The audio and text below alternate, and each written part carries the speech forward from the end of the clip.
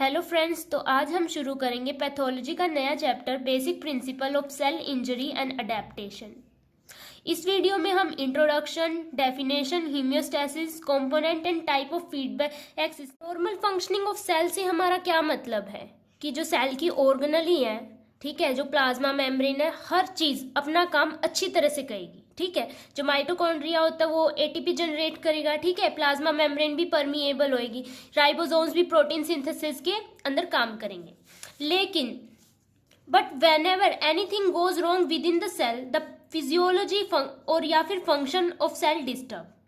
मतलब अगर हमारे सेल के साथ कुछ गलत हो जाए, ठीक है, इसकी फिजियोलॉजी के अंदर चेंज आए, इसके फंक्शन के अंदर चेंज आए, तो सेल क्या होएगा, सेल का जो मेटाबॉलिज्म है, जैसे वो काम कर रहा था वो बदल जाएगा।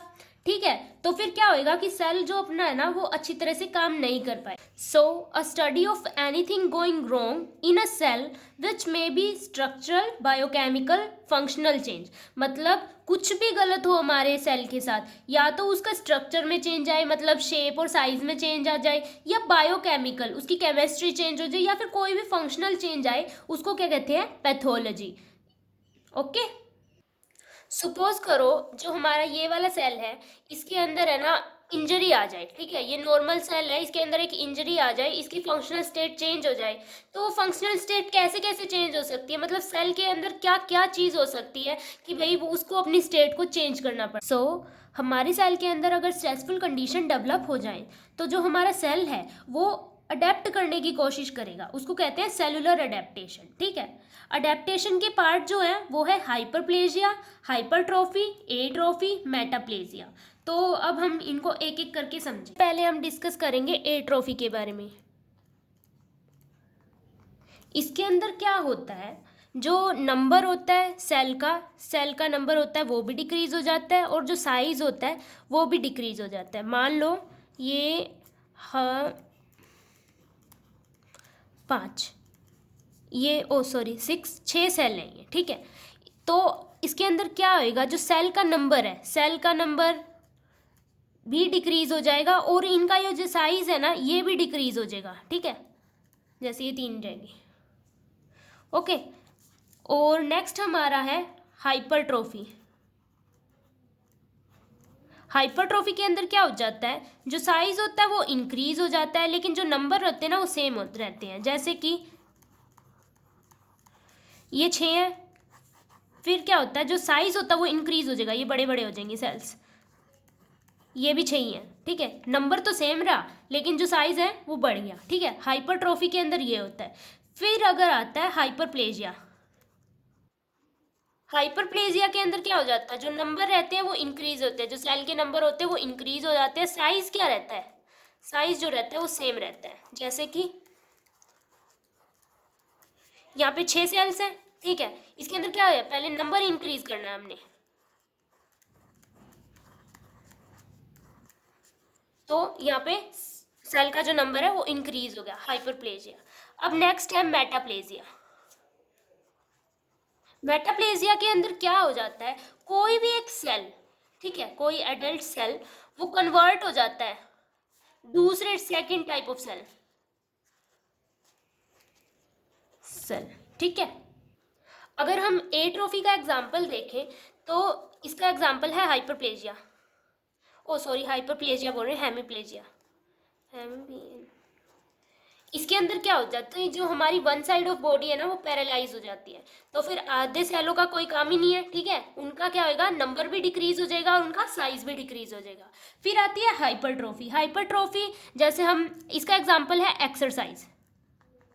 एक्सरसाइज क्या होएगा, साइज तो इंक्रीज हो जाएगा, जब हम एक्सरसाइज करते तो हमारी मसल्स फूलने लग जाती है, लेकिन जो नंबर है वो सेम रहेगा। फिर नेक्स्ट एग्जांपल है हाइपरप्लेजिया। हाइपरप्लेजिया का एग्जांपल जब हम लीवर डोनेट कर देते हैं, इसका एग्जांपल जैसे लीवर डोनेशन। तो लीवर डोनेट, जब हम लीवर डोनेट करते हैं तो लीवर का एक पार्ट डोनेट करते हैं, पूरा लीवर तो डोनेट नहीं करते। तो इसके अंदर क्या होता है, जो ये लीवर है वो रीजनरेट करने लग जाता है। ठीक है, तो अगर रीजनरेट कर रहा है तो इसको क्या होएगा, नंबर्स ऑफ सेल बहुत ज़्यादा चाहिए, तो फिर क्या होएगा, सेल इंक्रीज होंगे। ठीक है, और मेटाप्लेजिया के अगर हम एग्जाम्पल देखें जब हमारी स्टमक के अंदर एसिड की अमाउंट ज़्यादा हो जाती है, मतलब HCl की अमाउंट क्या हो जाती है, ज़्यादा हो जाती है, तो यहाँ पे म्यूकस लाइनिंग होती है, वो क्या करती है, वो प्रोटेक्ट करती है हमारी स्टमक को HCl से, ठीक है। म्यूकस लाइनिंग होती है, ये म्यूकस से बनी होती है। तो यहाँ जो स्फिंक्टर होता है, बाई चांस कभी कभी वो ढंग से अपना काम नहीं कर पाता, तो ठीक है, यहाँ से अगर फिर एसिड ऊपर जाने लग जाएगा, तो जो यहाँ की सेल्स होंगी, ठीक है, वो क्या होंगी, फिर वो तो डैमेज होने लग जाएंगी, ठीक है। तो इसके लिए जो यहाँ से म्यूकस सिक्रीट करने वाली, म्यूकस कौन सिक्रीट करता है, यहाँ ये लेयर किसकी बनी होती है, ये वाली बनी होती है, कोल्यूमिनर एपिथीलियम की बनी होती है। किसकी बनी होती है, कोल्यूमिनर एपिथीलियम की बनी होती है। तो ये सोचता है कि भाई मैं भी कोल्यूमिनर एपिथीलियम बन जाऊं, ये जो यहाँ पे ये स्क्वैमस वाली लेयर होती है, ताकि भाई मुझे भी क्या ना हो, कोई डैमेज ना हो। तो ये भी क्या बन जाती है, कोल्यूमिनर एपिथीलियम की लेयर बन जाती है बचने के लिए इससे, तो अपने आप को अडेप्ट करती है। तो हम हाइपरप्लेजिया, हाइपरट्रोफी, ये सारा कुछ पढ़ चुके। अगर सेल को अगर माइल्ड इंजरी हो जाए, तो माइल्ड इंजरी हो जाए तो वो सेल क्या करता है, रिवर्सिबल चेंजेस प्रोड्यूस करता है। तो क्या क्या करता है cell, change in cell morphology, मतलब अपनी मॉर्फोलॉजी को चेंज कर लेता है, और उसको कहते हैं हाइड्रोपिक चेंज, ठीक है। तो अब हम करते हैं सीवियर इंजरी। अगर सेल को सीवियर इंजरी हो जाए जो कि चेंज नहीं हो सकती, तो इसको कहते हैं इरिवर्सिबल इंजरी। इरिवर्सिबल इंजरी के अंदर हम पढ़ेंगे नेक्रोसिस और एपोस्टोसिस, ठीक है। इन दोनों के अंदर ही अल्टीमेटली क्या हो जाती है, सेल डेथ हो जाती है। नेक्स्ट अप हम पढ़ेंगे हीमियोस्टेसिस के बारे में। हीमियोस्टेसिस क्या होता है, maintenance of body internal environment, ठीक है। तो जब भी कोई सेल अपनी नॉर्मल फंक्शनल स्टेट में होता है, इसका मतलब वो क्या है, वो सेल है अपनी हीमियोस्टेसिस में अपने इंटरनल एनवायरनमेंट को मेंटेन करके रखता है, ठीक है। ये होते हैं नेगेटिव फीडबैक सिस्टम और positive feedback system. Negative feedback system वो क्या करता है, हीमियोस्टेसिस को मेंटेन करके रखता है, लेकिन पॉजिटिव जो होता है सिस्टम, वो क्या होता है ना, डिस्टर्ब हीमियोस्टेसिस। ये अभी आपको समझ नहीं आएगा, ये पूरा कर लेंगे तब समझ आएगा कि इसका मतलब क्या है, ठीक है। नेगेटिव फीडबैक सिस्टम हमारी बॉडी के अंदर कब कब काम आता है, जब हमें पीएच वॉल्यूम को मेंटेन रखना हो, ओस्मोलैरिटी को, टेम्परेचर को मेंटेन रखना हो, बीपी को रेगुलेट करना हो, और हार्मोन कंसंट्रेशन को भी मेंटेन रखना हो। पीएच का मतलब, ठीक है, अगर हमारा ब्लड ज़्यादा ही एसिडिक हो गया तो भी हमें प्रॉब्लम, ज़्यादा बेसिक हो गया तो भी हमें प्रॉब्लम, तो हमें पीएच को मेंटेन करके रखना होगा, ठीक है। ओस्मोलैरिटी को भी, टेम्परेचर को भी मेंटेन करके रखना होगा, बीपी के अंदर भी। तो अभी हम एग्जाम्पल करेंगे, वो है हार्मोन की कंसंट्रेशन का।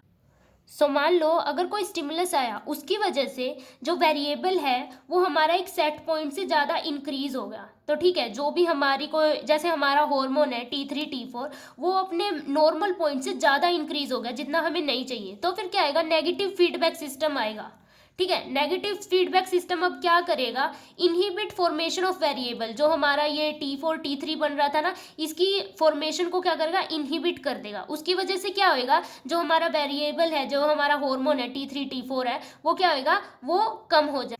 जैसे कि हमारा जो थायरोट्रोपिन रिलीजिंग हार्मोन होता है TRH, जो कि सिक्रीटेड होता है किससे, हाइपोथैलेमस जिसे सिक्रीट करता है, वो क्या करेगा, वो स्टिमुलेट करेगा TSH को।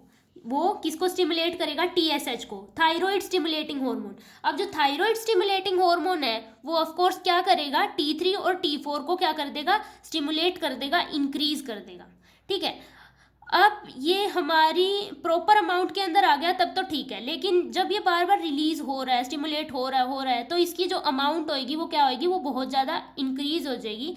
अब नेगेटिव फीडबैक सिस्टम आएगा और इसकी अमाउंट को कम करेगा, ठीक है। अब ये जो T3 और T4 हार्मोन है ना, वो क्या करने लग जाएगा, इसको नेगेटिव फीडबैक देने लग जाएगा, दोनों को, TRH को और TSH को, ठीक है। अब ये नेगेटिव फीडबैक देने लग गया तो क्या होगी, TRH की अमाउंट कम हो जाएगी, ठीक है। फिर TRH क्या करेगा, TSH को कम करेगा, फिर अल्टीमेटली T3 और T4 हार्मोन बहुत कम रिलीज होएगा। और एक ऐसे, जैसे मान लो ये अगर पहले 100 था, 100 हो गया इसकी अमाउंट, पहले तो ये अच्छी तरह से स्टिमुलेट हो गया, जब इसकी अमाउंट कम होएगी, जैसे 10 होगी, इसकी अमाउंट कम होएगी T3 और T4 की, अब जो ये 10 है वो क्या करेगा, वो इनके ऊपर कम इफेक्ट डालेगा, तो दोबारा से क्या होएगा, TRH इंक्रीज होने लग जाएगा, फिर इसकी वजह से TSH इंक्रीज होने लग जाएगा, फिर उसकी वजह से T3 और T4 भी इंक्रीज होने लग जाएगा।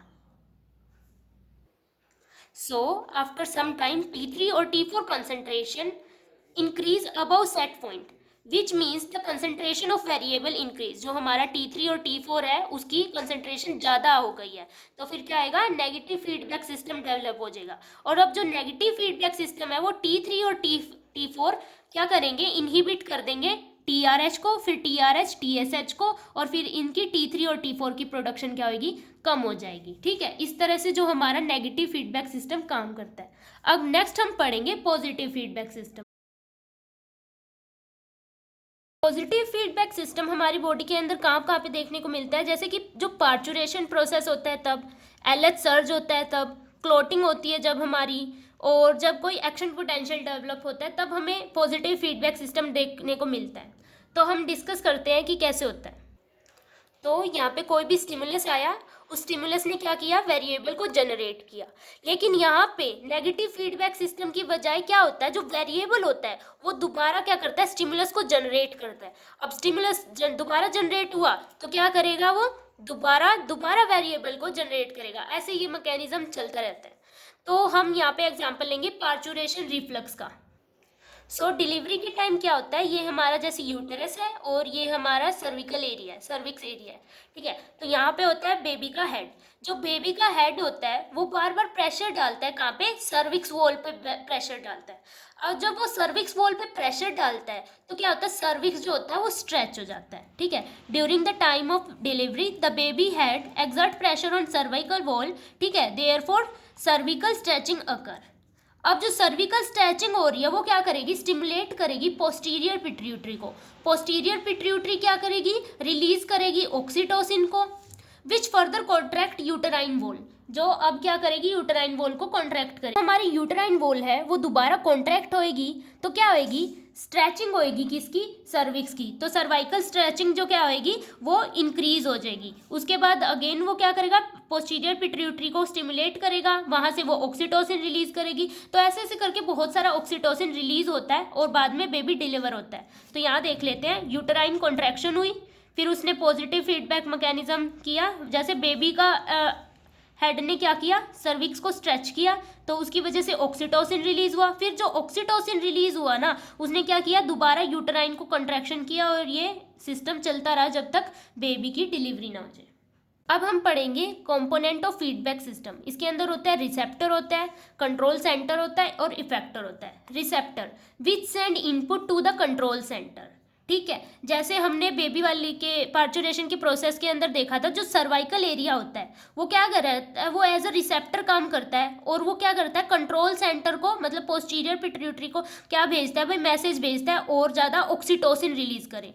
Control centre evaluate input and generate output command. तो पोस्टीरियर पिट्यूटरी क्या करती है, और ज़्यादा क्या करती है, मतलब ऑक्सीटोसिन रिलीज करती है। और अफेक्टर क्या होता है, effector receive output from the control centre and produce a response to alter the controlled condition. जो अफेक्टर होता है, अब जो सर्विक्स क्या होएगा, और ज़्यादा स्ट्रेच होएगा किसके रिस्पॉन्स में, क्योंकि उसको और ज़्यादा ऑक्सीटोसिन मिला।